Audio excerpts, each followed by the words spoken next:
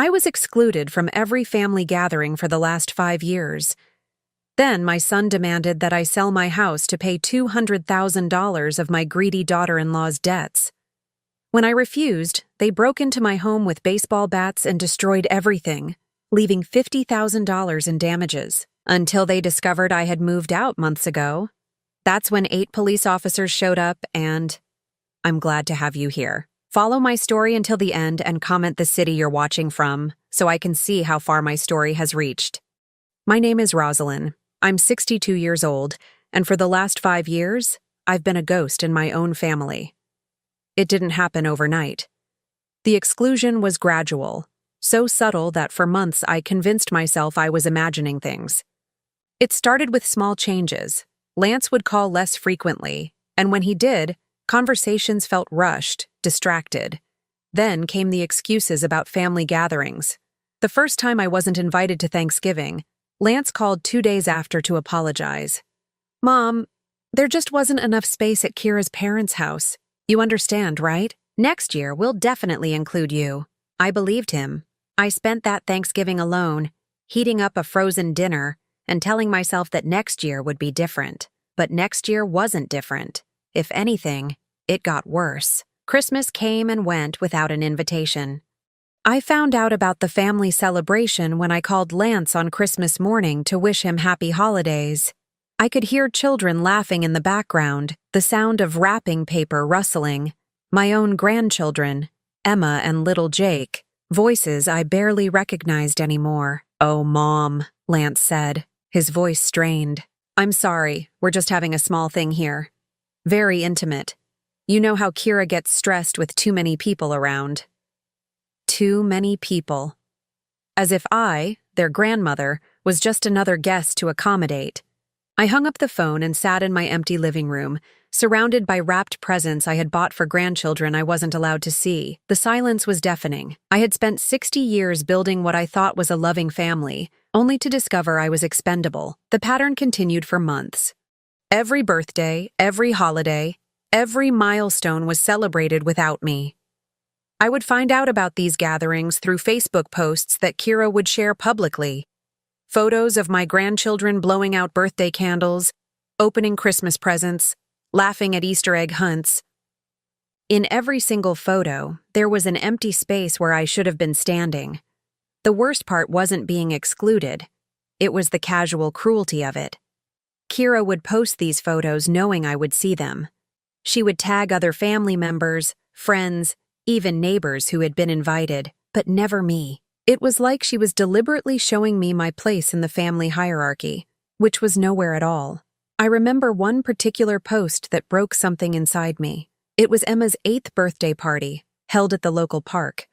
The photo showed at least 20 people: aunts, uncles, cousins, family friends, even the mailman who had delivered a package that day and stayed for cake. Everyone was laughing, singing happy birthday to my granddaughter, and there I was, completely absent from what should have been one of the most important days in my grandchild's life. Mrs.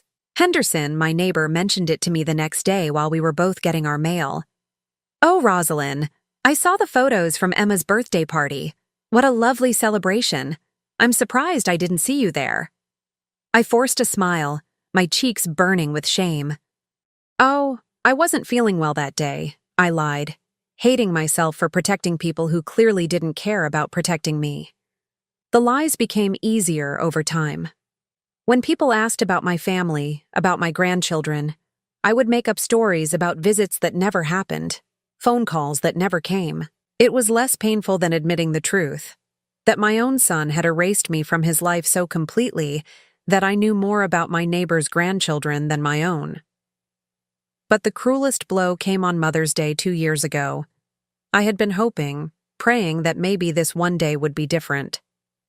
Surely on Mother's Day, Lance would remember that I existed, that I was the woman who had raised him, sacrificed for him, loved him unconditionally for 35 years.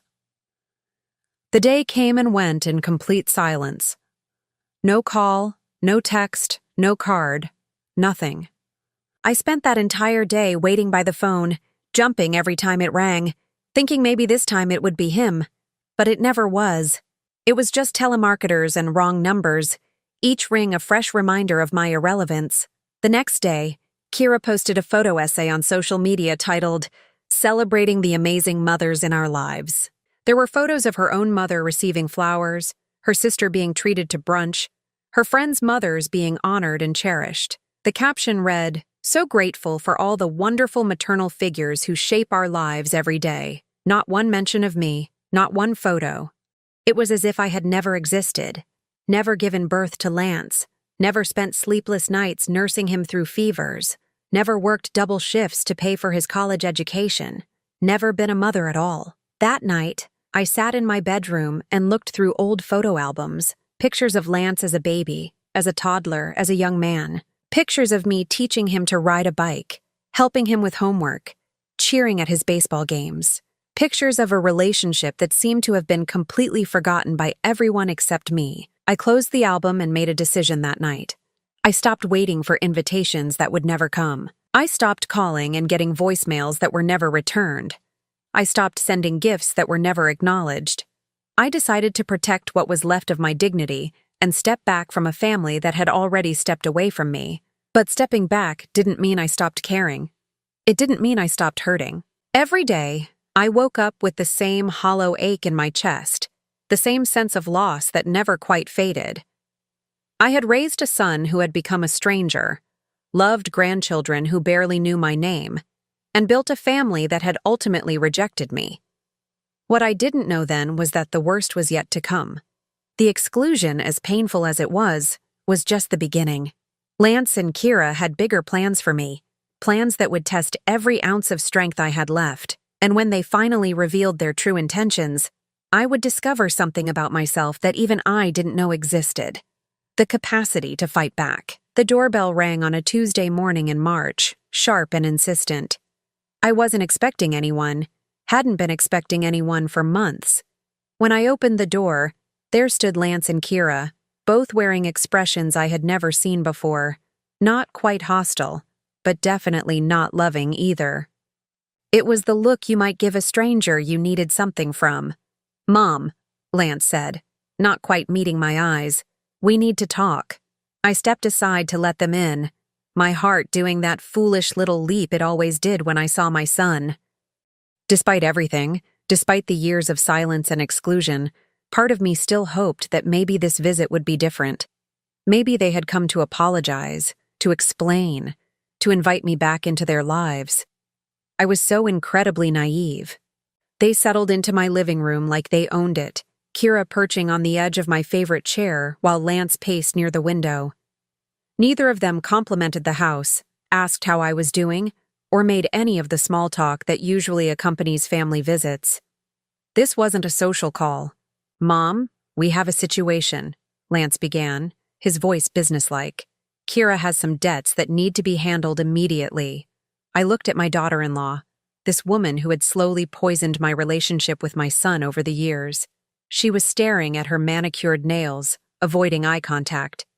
Her designer purse sat prominently on the coffee table, a bag that probably cost more than I spent on groceries in 3 months. "What kind of debts?" I asked, though something in my stomach was already twisting with dread. Lance stopped pacing and turned to face me. "Credit cards, personal loans, some medical expenses. The total comes to about $200,000. The number hit me like a physical blow, $200,000. I had lived my entire life carefully, frugally, making sure every dollar was stretched as far as possible. $200,000 was more money than I had ever seen in one place. That's a lot of money, Lance," I managed to say. "Yes, it is," he replied curtly, "which is why we need your help." "My help?" I looked between them, confusion mixing with a growing sense of unease. "What exactly are you asking me to do?" Kira finally looked up, her eyes red-rimmed as if she had been crying, though I noticed her makeup was perfectly intact. "Rosalind, I made some mistakes. Big mistakes. I got in over my head with spending, and now the creditors are threatening to take everything. Our house, Lance's business, everything we've worked for." I felt a stab of something.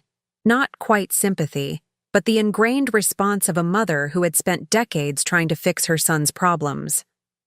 Have you talked to a financial counselor? Maybe there's a payment plan you could work out, or we've tried everything, Lance interrupted. The only solution is to pay it off completely. We need you to sell the house and give us the money. The words hung in the air like smoke after a gunshot. For a moment, I thought I had misheard him. Sell the house? Mom, you don't need all this space, Lance said, gesturing around the living room where he had once played as a child. It's way too big for one person. You could move into a nice senior living facility, something more appropriate for your age. The house should bring in enough to cover Kira's debts and still leave you with something for yourself. I stared at him, this man I had raised, trying to find any trace of the little boy who used to crawl into my bed during thunderstorms. Lance, this is my home. I've lived here for 34 years. Your father and I bought this house when you were 2 years old. He died in the bedroom upstairs. This house is just a house, Kira interrupted, her voice sharper now that the fake tears had dried up. It's not like you have anyone to leave it to anyway. The cruelty of that statement took my breath away. Not like you have anyone to leave it to. As if my own son and grandchildren didn't exist, weren't part of my life or my legacy. Lance shot Kira a warning look, but he didn't contradict her. That silence spoke volumes. I don't understand, I said slowly. You've barely spoken to me in 5 years. You've excluded me from every family gathering, every holiday, every important moment in my grandchildren's lives. And now you want me to sell my home to solve your financial problems? Family helps family, Lance said, his voice taking on a harder edge. That's what you always taught me, isn't it? That family comes first? The irony was staggering. Family comes first, coming from the son who had made me invisible to my own grandchildren. And where was this family loyalty when I was spending holidays alone? Where was it when I was excluded from Emma's birthday party? Where was it when you didn't even call me on Mother's Day? Kira stood up abruptly, her pretense of vulnerability evaporating. Oh, please. You act like we murdered someone. We just needed some space to build our own family traditions. You're so dramatic about everything. Space, I repeated quietly. 5 years of space. Look, Mom, Lance said, his patience clearly wearing thin. We didn't come here to rehash old grievances. We came here because we need help, and frankly, you're the only option we have left. What happens if I say no? The question hung between us, and I watched something shift in both their faces. Lance's jaw tightened, and Kira's eyes flashed with something that looked almost like hatred. Why would you say no? Lance asked. Unless you want to see your grandchildren homeless. There it was, the emotional blackmail I should have seen coming. The threat wrapped in concern for children I barely knew anymore. And besides, Kira added, her voice dripping with false sweetness, it's not like you're going to live forever. This way, you can help your family while you're still alive to see the good it does. I looked at these two people sitting in my living room, demanding that I sacrifice everything I had worked for to clean up their mess. I thought about the years of exclusion, the missed birthdays, the holidays spent alone. I thought about my husband, who had worked 2 jobs to pay off this house, who had dreamed of growing old here with me. I need time to think about this, I said finally. There is no time, Lance snapped. The creditors want their money now. Every day we wait, the situation gets worse. Then you should have thought about that before you spent money you didn't have, I replied, feeling a spark of anger that surprised me with its intensity. Lance's face darkened. You know what, Mom? I should have known you'd be selfish about this. You've always been selfish. Dad used to say, "Don't you dare," I said, my voice sharper than I'd heard it in years. "Don't you dare bring your father into this. He would be ashamed of what you've become." The silence that followed was thick with tension. Kira gathered her purse, her movements sharp and angry. Lance stood by the door, his face flushed with rage. "We'll give you a week to think about it," he said coldly. "But this is happening, Mom. One way or another, this is happening." They left without another word, the door slamming behind them with a finality that seemed to echo through the empty house. I stood in my living room surrounded by 34 years of memories and realized that the family I had spent my life building was about to destroy everything I had left. What I didn't know was that I had just been given the greatest gift of my life, the gift of seeing them clearly for the first time. And once you see clearly, you can plan accordingly. 3 weeks passed after Lance and Kira's ultimatum. 3 weeks of sleepless nights, of staring at the walls of my home and wondering if I was being unreasonable. 3 weeks of second-guessing myself, of that familiar voice in my head telling me that maybe I was being selfish, maybe I should just give them what they wanted. But every time I considered it, I would remember Kira's words. It's not like you have anyone to leave it to anyway. The casual cruelty of that statement kept me grounded in reality. These people didn't love me. They saw me as a resource to be exploited, nothing more. I had an appointment with Dr. Martinez that Tuesday morning, a routine checkup that I had been putting off for months. The drive to the medical center took about 45 minutes, and the appointment itself lasted another hour. When I returned home around 2:30 in the afternoon, I knew immediately that something was wrong. The front door was standing slightly ajar. I always locked my door. Always. It was a habit ingrained in me from years of living alone. I sat in my car for a moment, staring at that partially open door, my heart beginning to pound. Maybe I had forgotten to close it properly in my rush to get to the appointment. Maybe the wind had blown it open. Maybe there was a perfectly innocent explanation. But deep down, I knew better. I got out of my car slowly, my purse clutched tightly in my hands. As I approached the front door, I could see that the frame was splintered near the lock. Someone had forced their way in. Someone had broken into my home. I should have called the police immediately. I should have stayed in my car and dialed 911. Instead, some foolish part of me hoped that maybe it wasn't as bad as it looked. Maybe the damage was minimal. Maybe whoever had done this had taken a few valuables and left. I pushed the door open and stepped inside. The sight that greeted me stole the breath from my lungs. My living room looked like a war zone. The coffee table where I had served Lance and Kira tea just weeks before was overturned, its glass top shattered into 1,000 pieces scattered across the carpet. The couch where I spent my evenings reading had been slashed open, its stuffing pulled out and thrown around the room like snow. The television was face down on the floor, its screen cracked beyond repair. But it wasn't just broken. It was methodical. This wasn't random vandalism or a robbery gone wrong. This was destruction with purpose. Destruction meant to send a message. I walked through the house in a daze, cataloging the damage room by room. In the kitchen, every dish had been swept from the cabinets and smashed on the floor. The refrigerator had been pushed over, its contents spilled across the linoleum. The walls were pocked with holes where something heavy had been swung repeatedly. Baseball bats, I realized with growing horror. The dining room was even worse. The table where I had served countless family dinners was split down the middle. The china cabinet that had belonged to my mother was completely destroyed. Generations of family heirlooms reduced to glittering fragments on the hardwood floor. Each broken piece felt like a small death, a connection to my past severed forever. But the cruelest destruction was in the hallway, where every framed photograph had been torn from the walls and systematically destroyed. Pictures of Lance as a baby, his first steps, his graduation, his wedding, all of them lay in ruins. But it was the picture of my late husband Robert that broke something inside me. It had been our last photo together, taken just a month before he passed away. Now his face stared up at me from behind a spiderweb of cracked glass, and I felt like I was losing him all over again. I climbed the stairs on trembling legs, afraid of what I would find but unable to stop myself from looking. The bedrooms had received the same treatment. Mattresses slashed, dressers overturned, clothes scattered everywhere. In my own bedroom, the jewelry box that Robert had given me for our 25th anniversary lay in pieces, its contents dumped carelessly on the floor. As I stood there surveying the devastation, I heard voices from outside. I looked out the window and saw Mrs. Henderson talking to Mr. Walsh from across the street, both of them gesturing toward my house. I went downstairs and stepped out onto the front porch. "Rosalind!" Mrs. Henderson hurried over, her face creased with concern. "Are you all right? We heard such a commotion earlier. I was going to call the police, but George said maybe you were just doing some renovations." "What time was this?" I asked, my voice sounding strange and distant to my own ears.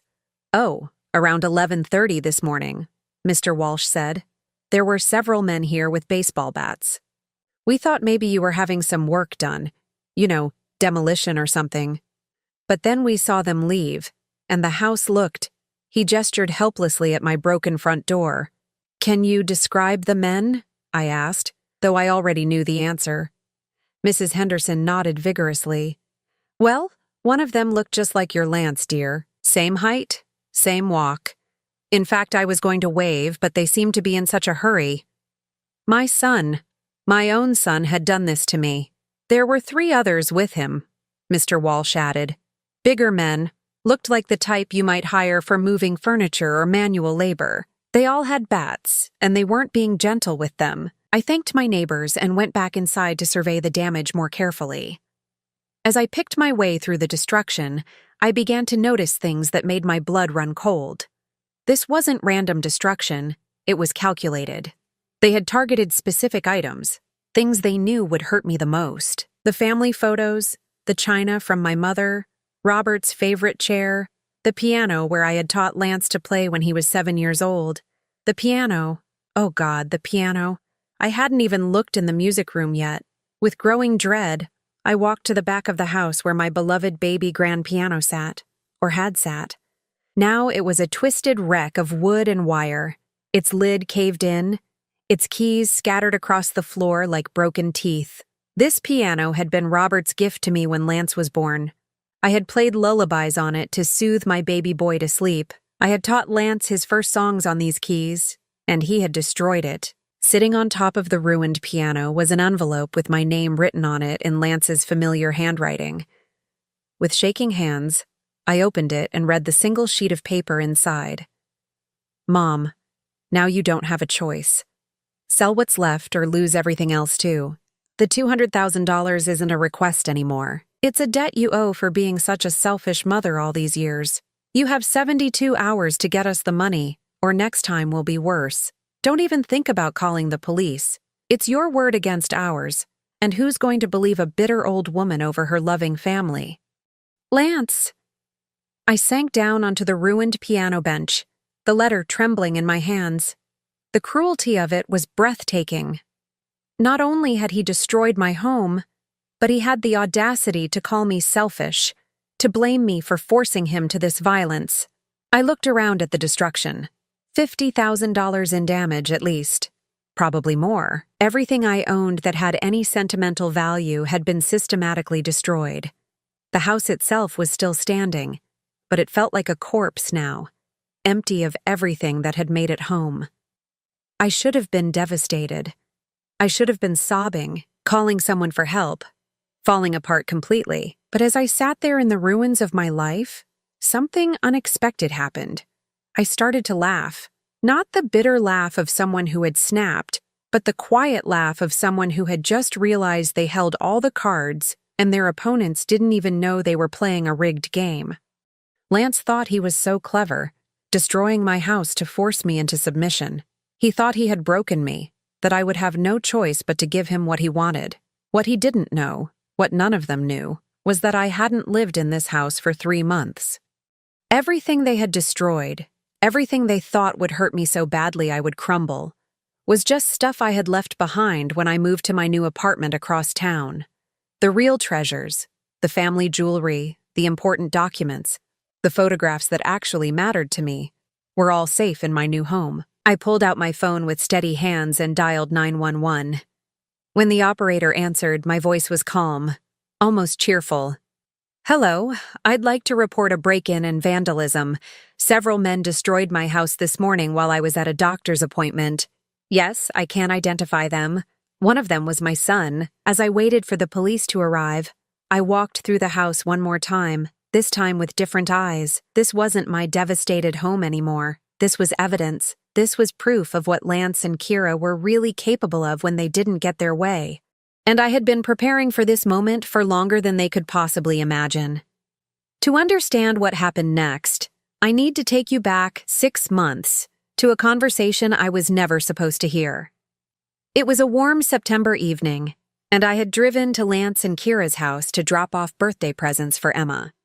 Her 9th birthday was the next day, and even though I knew I wouldn't be invited to the party, I couldn't let the day pass without acknowledging it. I had bought her a beautiful set of art supplies and a book series I thought she might enjoy. When I arrived, all the lights were on downstairs, but no one answered the front door. I could hear voices coming from the backyard, so I walked around to the side gate intending to knock there instead. That's when I heard my name being mentioned, and something in the tone made me freeze. "The old bat is getting more stubborn every year," Kira was saying. "She's sitting on that house like it's some kind of shrine. Do you know what that property is worth? At least $400,000, maybe more with the right renovations." I know, Lance replied, his voice carrying that familiar note of irritation he got whenever he talked about me. "But she's not going to sell willingly. She's too attached to the place. Then we need to make her unattached," a third voice said, a man I didn't recognize. There are ways to motivate elderly people to make sensible decisions about their living situations. My heart began to pound as I realized what I was hearing. They were talking about me like I was a problem to be solved, not a person to be loved. "What are you suggesting, Brad?" Kira asked. "I'm suggesting that sometimes people need help seeing that their current situation isn't sustainable," this Brad person continued. "Maybe she starts having problems with the house. Maybe it becomes too expensive to maintain. Maybe she starts feeling unsafe living there alone." "That's pretty vague," Lance said, but he didn't sound disapproving. He sounded interested. "It doesn't have to be anything dramatic," Brad explained. "Just enough to make her realize that she'd be better off somewhere else. Somewhere smaller. Somewhere that doesn't tie up so much capital." "And then what?" Kira asked. "She moves into some retirement home and just hands us the money?" Lance laughed, a sound that chilled me to the bone. "She's not going to live forever, and when she's gone, everything comes to me anyway. This would just speed up the timeline." "What about those debts of yours?" Brad asked Kira. "How much time do you have before the creditors start getting serious?" "Not much," Kira admitted. "Maybe 6 months if we're lucky. The credit card companies are already threatening legal action. And if Lance's business partner finds out about the money I borrowed from the company account." I pressed my hand to my mouth to keep from gasping. She had stolen money from Lance's business? "That's why we need to accelerate the timeline," Lance said. "Mom has to sell that house. If she won't do it voluntarily, we'll have to give her some encouragement." "What kind of encouragement?" Kira asked. There was a long pause, and when Lance spoke again, his voice had taken on a cold, calculating tone I had never heard before. "The kind that makes her realize she doesn't have any other choice." I backed away from the gate as quietly as I could, my hands shaking so badly I could barely hold on to Emma's birthday presents. I got in my car and drove home in a daze, my mind racing with the implications of what I had just heard. My son, the boy I had raised, loved, sacrificed for, was planning to manipulate me into selling my home. Not because he cared about my well-being, but because he and his wife needed money to pay for their reckless financial decisions. That night, I sat in my kitchen until dawn, trying to process what I had learned. Part of me wanted to confront Lance directly, to ask him how he could even consider treating his own mother this way. But a deeper, wiser part of me knew that confrontation would only put him on guard. If I wanted to protect myself, I needed to be smarter than that. The next morning, I called a security company and had cameras installed throughout my house. Small, discreet cameras that would record everything without being easily noticed. I told the installer that I was concerned about break-ins in the neighborhood, which wasn't entirely a lie. Over the following weeks, I began to notice things. My mail was being tampered with. Envelopes that should have been sealed were slightly open. Magazines were missing. Bills were delivered late. Someone was monitoring my correspondence. Then came the phone calls. Wrong numbers at all hours of the night, heavy breathing on the other end of the line, calls that would hang up the moment I answered. It was psychological warfare, designed to make me feel unsafe and isolated. The real escalation began in November. I came home from grocery shopping to find my back door standing open, even though I knew I had locked it. Nothing was missing, but things had been moved around just enough to let me know someone had been inside. My bedroom had been searched, my papers rifled through, my personal belongings handled by strangers' hands. Each incident was small enough to be dismissed as coincidence or forgetfulness, but together they formed a pattern of intimidation that was impossible to ignore. They were trying to make me feel unsafe in my own home, to convince me that I was becoming too old and vulnerable to live independently. What they didn't know was that every single incident was being recorded by my security system. By December, I had hours of footage showing Lance's car parked outside my house at odd hours, showing him and Kira walking around my property when they thought I wasn't home, showing the mysterious Brad person, who turned out to be Lance's business partner, testing my doors and windows. But the recording that changed everything was from a cold January evening when they thought I was visiting my sister in Florida. I had actually returned a day early, but I hadn't told anyone. The cameras captured Lance and Kira letting themselves into my house with a key I didn't know they had. "This place gives me the creeps," Kira said as they walked through my living room. "It's like a museum. No wonder she's so attached to it. She's living in the past." "Once we get our hands on it, we can gut the whole place," Lance replied. "Brad knows a contractor who can flip it in 3 months. We'll probably clear $600,000 after renovation costs." They spent an hour going through my personal belongings, with Kira making snide comments about my old lady decorations and Lance calculating the resale value of everything I owned. At one point, Kira picked up the framed photo of Robert and me from our wedding day. "Look at this ancient thing," she said, laughing. "Should we keep it for sentimental value, or just throw it out with the rest of the junk?" "Throw it out," Lance said without hesitation. "I want to start fresh when this place is ours. No reminders of the past. That was the moment I knew I had to act. Not because of the threat to my property, but because of the complete erasure of everything Robert and I had built together. They weren't just planning to take my house. They were planning to destroy every trace of the life I had lived. The next day, I began looking for a new place to live. Not because I was giving up, but because I was going on the offensive. I found a lovely 2-bedroom apartment across town, close to the library and a park where I could walk safely. It was smaller than my house, but it was mine, and more importantly, Lance and Kira didn't know about it. I hired professional movers to help me relocate all of my truly valuable possessions: the real family photos, Robert's important papers, my mother's jewelry, anything that had genuine sentimental or monetary value. I did this gradually, over the course of several weeks, making sure to vary my schedule so that Lance and Kira wouldn't notice the pattern. In the house, I left behind furniture that looked valuable, but wasn't. Photographs that were copies of originals I had stored safely, and decorative items that could be replaced. To a casual observer, especially one who was planning to destroy everything anyway, it would look like I was still living there normally.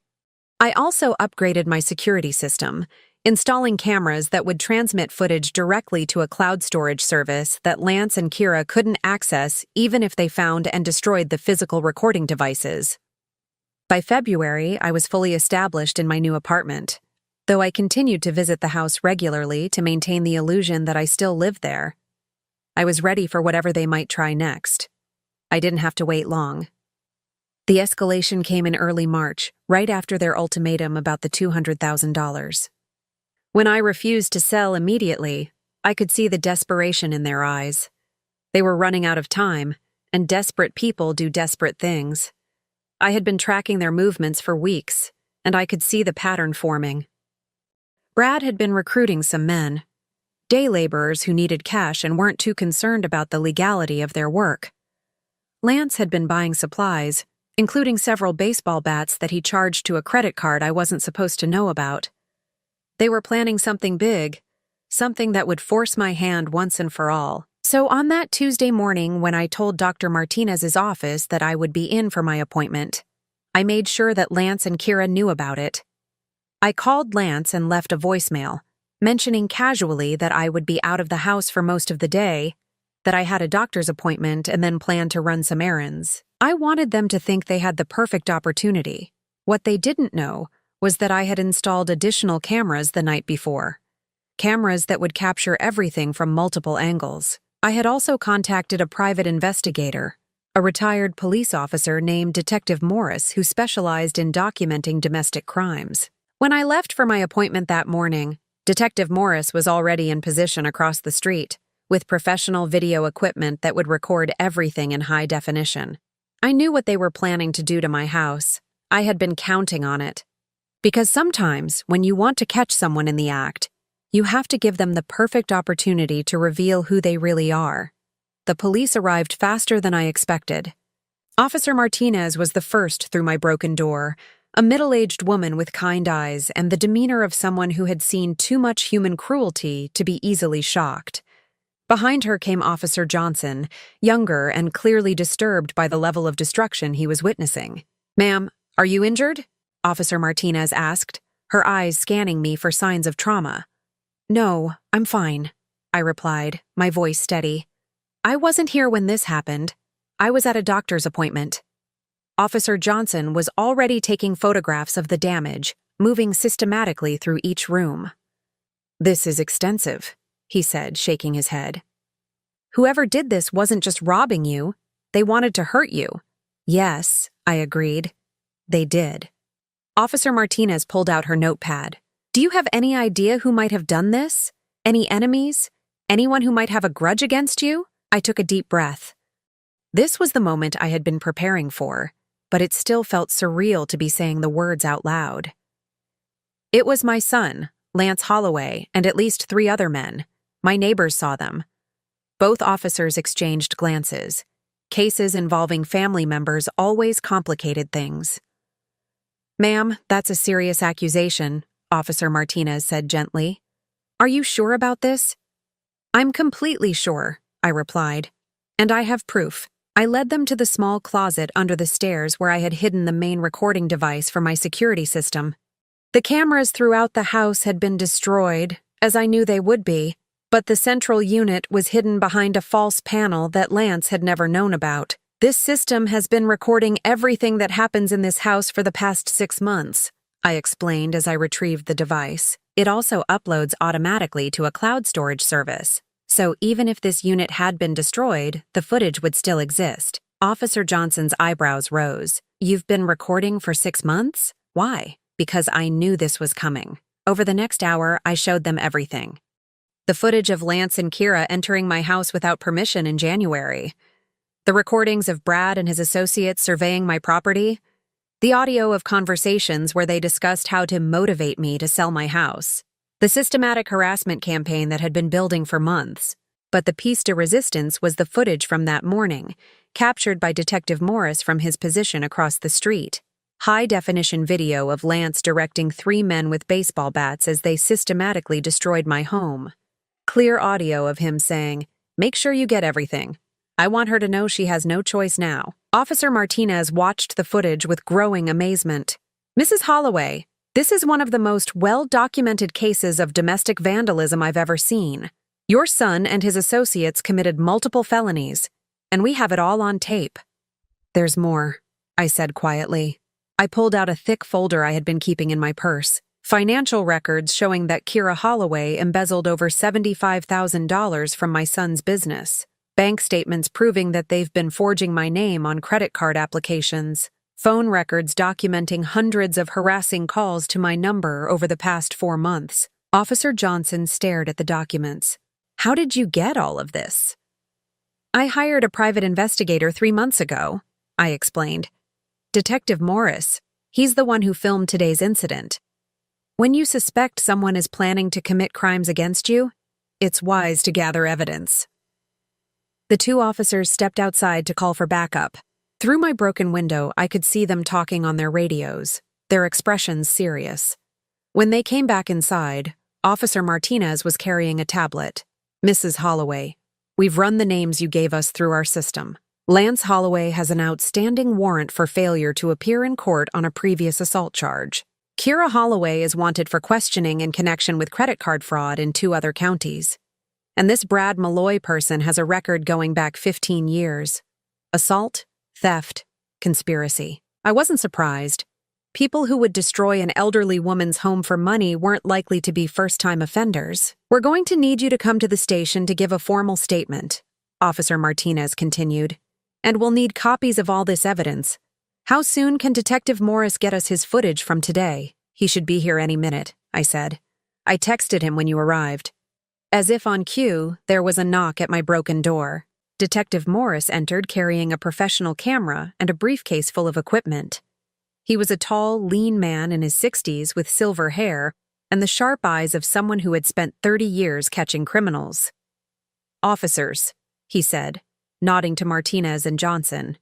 "I assume Mrs. Holloway has filled you in on what we've been documenting?" "She has," Officer Martinez replied. "We'll need copies of everything you recorded today." Detective Morris opened his briefcase and pulled out a laptop. "I can transfer the files to you right now. Fair warning, it's pretty damning footage. These people destroyed this woman's home like they were conducting a military operation." While Detective Morris worked with the officers to transfer the video files, I walked through my destroyed house one more time. But now, instead of seeing the ruins of my life, I saw something else entirely. I saw justice. Every broken dish, every slashed piece of furniture, every hole punched in the wall was evidence of who Lance and Kira really were. They had revealed themselves completely, and now there was no going back. My phone rang. It was Lance. I looked at Officer Martinez, who nodded encouragingly. "Answer it," she whispered. "Put it on speaker." "Hello, Lance," I said calmly. "Mom, I just heard that the police were at your house. Are you okay? What happened?" His voice was full of fake concern, the performance of a loving son worried about his mother. "Someone broke into my house today and destroyed everything," I replied, keeping my voice neutral. "Oh my God, that's terrible. Do they know who did it? Did you see them?" Officer Martinez was recording the call on her phone, capturing Lance's lies in real time. "Actually, the neighbors saw everything," I said. "They identified you, Lance. They saw you and 3 other men with baseball bats." There was a long silence on the other end of the line.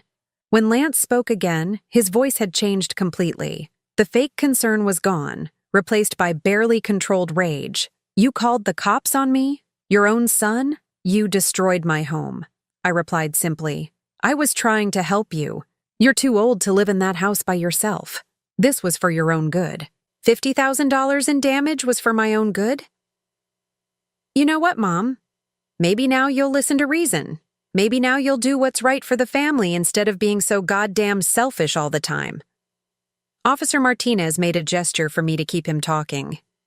"What do you want me to do, Lance?" "You know exactly what you need to do. Sell the house. Give us the money. Stop being so stubborn about everything. And if I don't?" Lance's voice dropped to something cold and threatening. "Then what happened today will look like a picnic compared to what comes next. I know where you live, Mom. I know your routines. I know how to make your life very, very difficult. Is that a threat, Lance? It's a promise." Officer Martinez ended the recording and looked at me with something like admiration. "Mrs. Holloway, your son just confessed to felony vandalism and threatened you with future violence, all while we were recording. I've been doing this job for 20 years. And I've never seen anyone hand us a case this neatly wrapped." Detective Morris closed his laptop with a satisfied smile. "The footage I captured today shows clear premeditation. This wasn't a crime of passion. It was a calculated attack designed to terrorize an elderly woman into compliance. Any prosecutor would love to have a case this solid. What happens now?" I asked. "Now we arrest them," Officer Martinez said. "All of them. And based on the evidence you've provided, they're looking at serious prison time." She spoke into her radio again, and I heard her requesting multiple units for coordinated arrests. Within minutes, my quiet street was filled with police cars, their red and blue lights reflecting off the windows of my destroyed home. But for me, those lights didn't represent chaos or tragedy. They represented something I had been waiting 5 years to see: accountability. As I watched the officers coordinate their arrests, I felt something I hadn't experienced in decades. Not satisfaction exactly, and not revenge. It was something deeper and more profound than either of those emotions. It was the feeling of taking my power back. Lance and Kira had spent years systematically destroying my place in the family, erasing me from important moments, treating me like an inconvenience to be managed. They had assumed that because I was older, because I was alone, because I had been conditioned to accept their treatment, I would continue to be their victim forever. They had made the mistake of confusing kindness with weakness, silence with stupidity, and patience with helplessness. Tonight, they would learn the difference. Officer Martinez handed me her card. "Mrs. Holloway, we'll need you to come in tomorrow morning to sign your formal statement. After that, this case will move through the system pretty quickly, given the strength of the evidence." "How quickly?" I asked. "With this much documentation? I'd expect arrests within the next few hours, arraignment by tomorrow afternoon. And honestly, with video evidence this clear, I don't think they'll be making bail." I nodded, feeling a strange sense of peace settling over me. "Thank you, Officer Martinez. Thank you for believing me." She smiled. "Mrs. Holloway, after what you've shown us today, believing you was the easy part. The hard part will be explaining to your son that actions have consequences." As the police finished collecting evidence and preparing to leave, I took one last look around my destroyed house. Tomorrow, insurance adjusters would come to assess the damage. Contractors would give estimates for repairs. Real estate agents would help me decide whether to rebuild or sell. But tonight, I had something more important to do.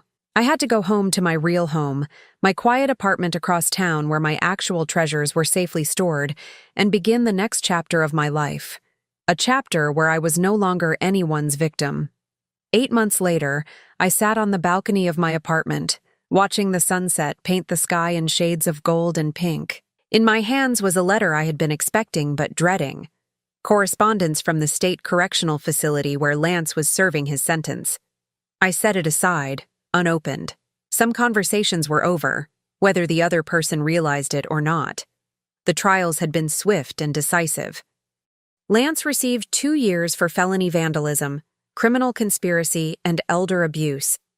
The assault charge from his outstanding warrant added another 6 months. Kira got 18 months for embezzlement and fraud, but because she was in the country illegally, she would be deported immediately upon release. Brad and his associates received various sentences ranging from 6 months to a year. But for me, the real victory hadn't been watching them led away in handcuffs, though I won't lie, there had been satisfaction in that moment. The real victory had been quieter, more personal. It was the discovery that I was stronger than I had ever imagined. The insurance settlement for the house had been generous, $75,000, more than enough to cover the actual damage and leave me with money left over. I had decided not to repair the house. Instead, I sold it as is to a young couple who saw potential in the solid bones beneath the destruction. They were excited about the renovation project, about making it their own. It felt right, letting someone else bring new life to that space. My apartment had become more than just a place to live. It had become a sanctuary. Every morning, I woke up without dread, without wondering what fresh manipulation or cruelty the day might bring. For the first time in years, my life was entirely my own. I had also discovered something unexpected. I wasn't as alone as I had thought. The day after Lance's arrest, Mrs. Henderson had knocked on my door with a casserole and an apology. "Rosalind, I should have done something sooner. We all should have. We knew something wasn't right with how that boy was treating you." That conversation led to others. I learned that several neighbors had witnessed Lance's intimidation tactics over the months, but hadn't known how to intervene. Some had wanted to call the police during previous incidents, but worried about inserting themselves into family business. "Next time," Mrs. Henderson said firmly, "family business doesn't excuse criminal behavior. We should have protected you better." Through her, I met other women in the neighborhood who had dealt with similar situations. Adult children who saw their aging parents as obstacles rather than people deserving of love and respect. We started meeting for coffee once a week, sharing stories and strategies, building the support system that none of us had realized we needed. I also reconnected with old friends I had lost touch with during the years when Lance and Kira controlled my social calendar. My high school friend Patricia, who lived just 2 towns over. My former neighbor Ellen, who had moved to a retirement community but was only 30 minutes away. My sister Margaret in Florida, who admitted she had always thought something was wrong with Lance, but hadn't known how to bring it up. For the first time in decades, my phone rang with invitations instead of demands. People wanted to see me, spend time with me, share meals and conversations and laughter with me. I had forgotten what it felt like to be wanted rather than needed, appreciated rather than used. The most surprising relationship that developed was with Emma and Jake, my grandchildren. 3 months after the trials, I received a call from Emma's school counselor. Lance had listed me as an emergency contact years ago and forgotten to remove my name. Emma had been having behavioral problems, acting out in class, fighting with other children, struggling with her schoolwork. "Mrs. Holloway," the counselor said, "Emma talks about you sometimes. She says you used to buy her art supplies and books. She seems to have very fond memories of you, but she's confused about why you don't visit anymore." That conversation led to a careful negotiation with Child Services and the foster family where Emma and Jake had been placed after their parents' incarceration. I was allowed supervised visits, then gradually unsupervised time with them on weekends. The children were angry and confused at first, as any child would be when their world falls apart. But slowly, as we spent time together, they began to open up. Emma admitted that she had missed me, that she had never understood why her parents said I didn't want to see her anymore. Jake, who was only 6, mostly just wanted someone to read to him and help him with puzzles. I didn't try to poison them against their parents. Children love their parents even when those parents make terrible choices, and I respected that. But I also didn't lie to them when they asked direct questions about what had happened. "Your parents made some bad decisions," I told them simply. "Sometimes adults do things that hurt other people, and when that happens, there are consequences. But that doesn't mean they don't love you, and it doesn't mean you did anything wrong." Emma, who was wise beyond her 9 years, asked the question I had been dreading. "Is it true that Daddy hurt your house?" I took a deep breath. "Yes, sweetheart, he did." "Why?" "Because he wanted something from me, and when I said no, he got angry and tried to force me to change my mind." Emma was quiet for a long time, processing this information. Finally, she said, "That's not how you're supposed to treat people you love." "No," I agreed. "It's not." These conversations were difficult, but they were also healing, for both the children and for me. Emma and Jake needed stability and unconditional love from an adult who wouldn't abandon them or use them as weapons in someone else's war. And I needed to remember what it felt like to matter to someone who wasn't trying to take anything from me. The foster family, the Richardsons, were kind people who understood the importance of maintaining family connections when possible. They supported my relationship with the children and even invited me to join them for holidays and school events. It wasn't the family I had planned for, but it was real and healthy and built on respect rather than obligation. On Emma's 10th birthday, I was there when she blew out her candles. The photo the Richardsons took that day showed something I hadn't seen in years, a genuine smile on my granddaughter's face and peace in my own eyes. As autumn turned to winter, I finally felt ready to make some decisions about my future.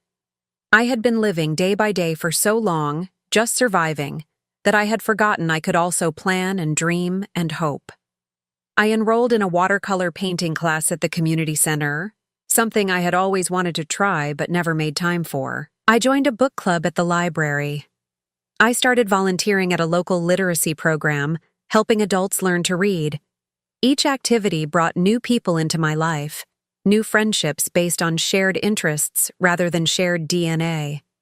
I also began traveling, something Robert and I had always planned to do but never quite managed before his death. Small trips at first, a weekend in the mountains, a visit to Patricia in her charming coastal town, a week with Margaret in Florida. Each journey reminded me that the world was bigger than my small circle of pain, full of beauty and kindness and possibilities I had almost forgotten existed. The letter from Lance remained on my coffee table for 3 days before I finally opened it. It was shorter than I expected. "Mom, I know you probably don't want to hear from me, but I wanted you to know I'm sorry. Not just because I got caught, but because I hurt you. I don't know when I stopped seeing you as my mother and started seeing you as an obstacle. Maybe it was when Kira came into the picture. Maybe it was before that. I know saying sorry doesn't fix anything, but I need you to know that I remember being a little kid and feeling safe with you. I remember you teaching me piano and helping me with my homework and being proud of me when I did something good. I don't know how I forgot that person you were, or how I forgot the person I used to be when I was with you. I'm not asking you to forgive me or write back or visit me. I just wanted you to know that the kid who loved you is still in here somewhere, even if the man I became forgot how to show it. I read the letter twice, then folded it carefully and put it in my jewelry box next to Robert's wedding ring and my mother's pearls. Not because I was ready to forgive, but because it was an ending of sorts, a closing of a circle that had been left open too long. Lance was right about one thing. Saying sorry didn't fix anything, but it was a start, the first honest thing he had said to me in years. Whether it would lead to anything more remained to be seen. I had learned not to hope for things that were outside my control. What I could control was how I spent the time I had left, and I was determined to spend it well. On a bright spring morning, exactly 1 year after the destruction of my house, I sat in my garden, a small plot I had rented at the community garden center, planting tomatoes and herbs and flowers. My hands were dirty with good, rich soil, and the sun was warm on my face. Mrs. Henderson found me there, as she often did on Saturday mornings. We had developed a routine of gardening together, then sharing coffee and solving the world's problems from our folding chairs between the vegetable rows. "You look content," she observed, settling into her chair with a satisfied sigh. "I am," I replied, and realized with some surprise that it was completely true. For 62 years, I had defined myself by my relationships with other people, first as a daughter, then as a wife, then as a mother. I had derived my worth from how well I served others, how successfully I anticipated their needs, how completely I sacrificed my own wants for their happiness. But in the last year, I had discovered something revolutionary. I was enough all by myself. My value didn't depend on whether Lance acknowledged me, or whether Kira approved of me, or whether anyone else understood the choices I made. I was enough because I chose to be kind without being a doormat. I was enough because I had survived and thrived despite people who tried to destroy me. I was enough because I had learned to love myself with the same fierce protectiveness I had once reserved for others. As I sat in my garden that morning, surrounded by new growth and fresh possibilities, I felt something I had never experienced before: complete freedom. Not freedom from responsibility or connection, but freedom from the need to earn love through suffering, to prove worth through sacrifice, to exist only in service to others. I was finally, fully, joyfully free to be exactly who I was meant to be. And that person, I had discovered, was pretty remarkable after all. Now I'm curious about you who listened to my story. What would you do if you were in my place? Have you ever been through something similar? Comment below, and meanwhile, I'm leaving on the final screen 2 other stories that are channel favorites, and they will definitely surprise you. Thank you for watching until here.